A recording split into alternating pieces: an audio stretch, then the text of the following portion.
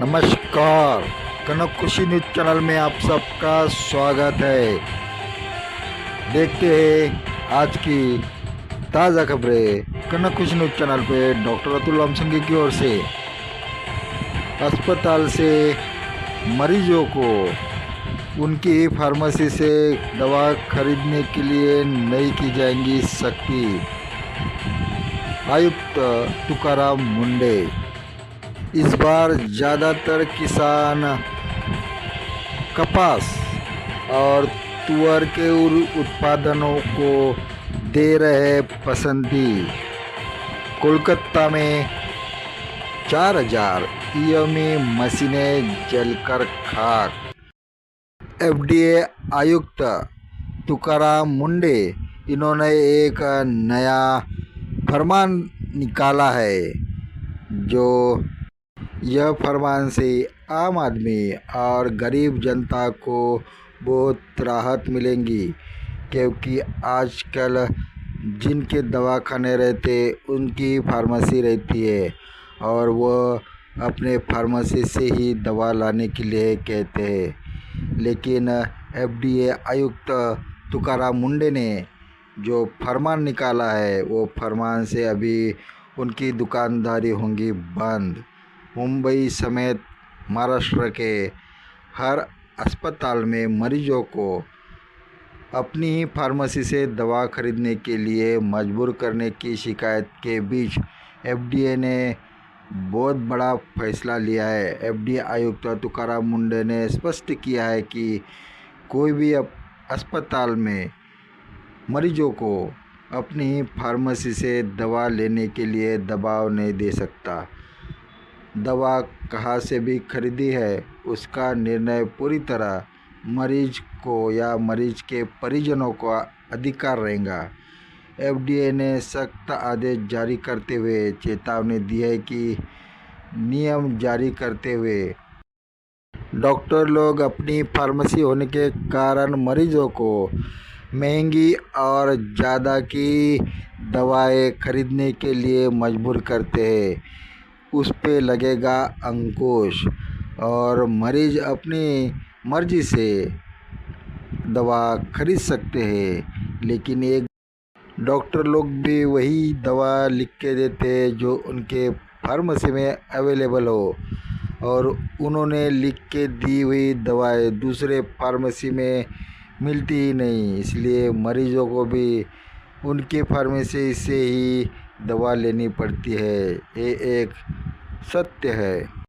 किसानों के खेतों के काम पूरे हो गए, अभी बुनाई का समय आ गया है।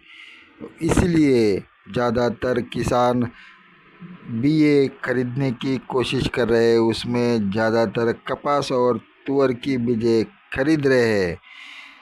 किसानों ने ज़्यादातर पसंदी अपनी कपास और तुअर को दी है।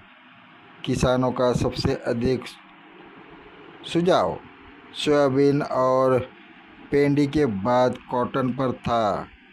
पिछले कुछ सालों से अच्छा भाव मिलने के कारण अभी ज़्यादातर नागपुर ज़िले के हिंगना, उमरेड, कुई, मांडल, मौदा, भिवापुर, इन तहसीलों के क्षेत्र में आने वाले कुछ गांव के किसानों ने अब तक 60% तुअर और कपास की बियाने खरीदी है।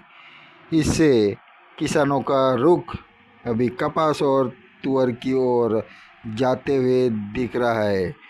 विधानसभा चुनाव में इस्तेमाल की गई 4000 ईएमई जलकर खाक हो गई कोलकाता में।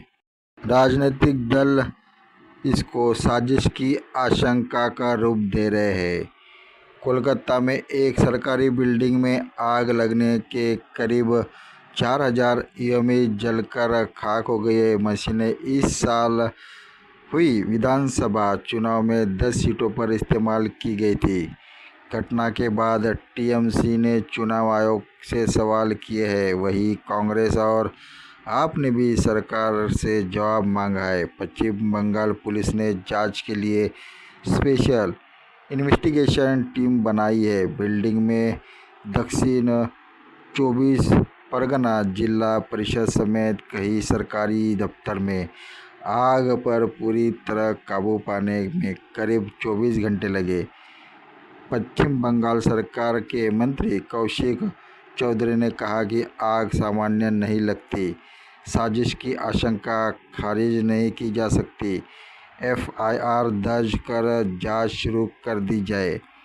तो टीएमसी बोलते चुनाव आयोग हमेशा सवालों से बचने के लिए ऐसी हरकतें करते हैं। ईएमई और सीसीटीवी फुटेज को सुरक्षित रखने के लिए पहले अदालत का दरवाज़ा खटखटाया गया था।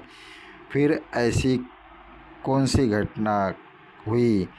क्या यह सिर्फ एक हादसा था या अहम सबूतों को मिटाने की सुनियोजित कोशिश?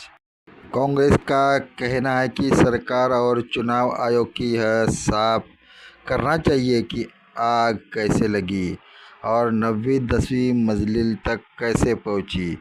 तो आपका कहना है कि आखिर ऐसा क्या हुआ कि एक सरकारी भवन में इतनी भीषण आग लगी? आग कैसे लगी और हजारों ईएमई इस आग की चपेट में कैसे आई? अजब जवाब देना चाहिए। मंत्री बोले, साजिश की आशंका से इनकार नहीं कर सकते हैं। धन्यवाद। आप देख रहे थे कनक खुशी न्यूज़ चैनल। कनक खुशी न्यूज़ चैनल पे हर दिन देखिए ताज़ा खबरें हिंदी और मराठी में, और सब्सक्राइब कीजिए कनक खुशी न्यूज़ चैनल, और अपने दीजिए कमेंट्स भी कनक खुशी न्यूज़ चैनल के लिए।